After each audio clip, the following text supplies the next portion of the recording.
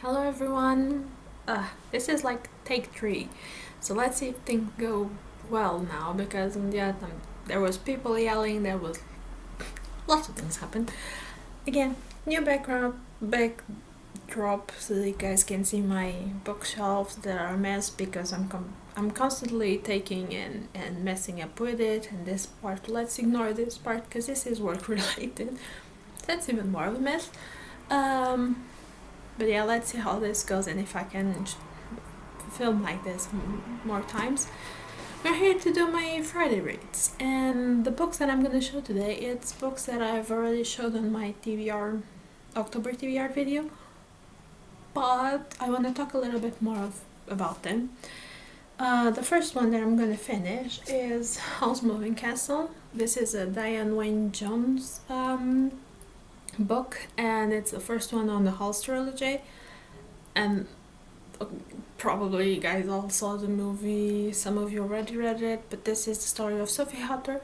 She and her two sisters, different point from the movie, worked on hat shop, and one day she's turned into an old lady by the witch of the waste. That's a difficult succession of words. And in hopes to get the cursed lift, she goes look for Howl, the wizard that supposedly eats the hearts of the beautiful girls that he goes after. Again, love this cover. Little old Sophie, isn't she adorable? This time I'm going at it. This is a reread, of course. I'm going at it with a pen in hand and just underline and annotate it because there are so many passages that are so adorable, and I find new things every time I come at this, like the origin of Sophie's curse. This time I found out exactly what happened there, and I totally missed on the other goes. And the other book is The Son of the Shadows, second book on the Seven Waters trilogy by Juliet Marillier. The first book was Daughter of the Forest. It's about Sorja, and Sorja has 6 brothers, older brothers, and her mother dies when she is born, I think. And few years pass, and can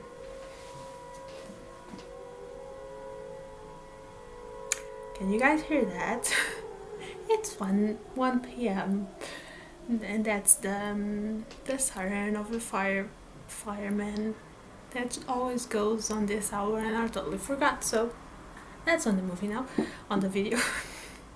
Well, her mother died. Some years passed, and her father remarries with an evil witch, basically, that ends up turning her brothers into swans. So it's following that legend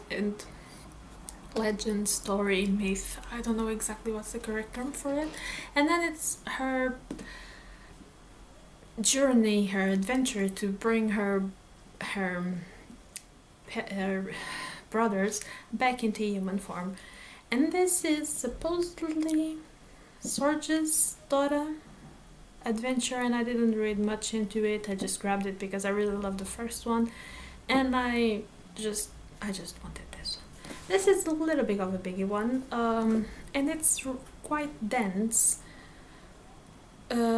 So I'm not sure if I'm gonna be able to finish this, because I'm actually gonna do a little bit of an experience. Like I can see, quite dense. I'm gonna do a little bit of an experience. As I told already, I have dyslexia, and English, as you guys can see, is not my first language, though this is Portuguese. I usually when I read, in order to read more and faster, I jump between books. I could be reading this one, like 50 pages of this one, then I would grab this one and read another 50 pages, then I would go to my Kindle and read another 50 pages and then go back to the beginning. And with that, I could easily read 300 pages in one day without noticing. But if I read 300 pages in one book, it's way more difficult if I only read from one book. I don't know how this works, but I've seen that other people with dyslexia see that to do the same thing, because it helps somehow jumping from different books and sometimes different mediums. It helps our brain keep going in the same pace, let's say it like that. But the first thing I'm gonna do is finish Howl, because that's not a very difficult book to start with, and it's not the first time I'm reading it, so it's not gonna be very hard for me to go through it. But this one is gonna be the first time, and this is a dense book and it's a big book, and if this amount of pages would be distributed by other books, I would read this in one weekend with no problem. But I want to see if I can read this in one weekend, if I only read this, or at least how much at this point in my reading life I can read from this book if I only read this and nothing more. If I only focus here, how much can I go through? Has it changed? Because if it was a couple years ago, I can tell you that the amount I would be able to read would be like this.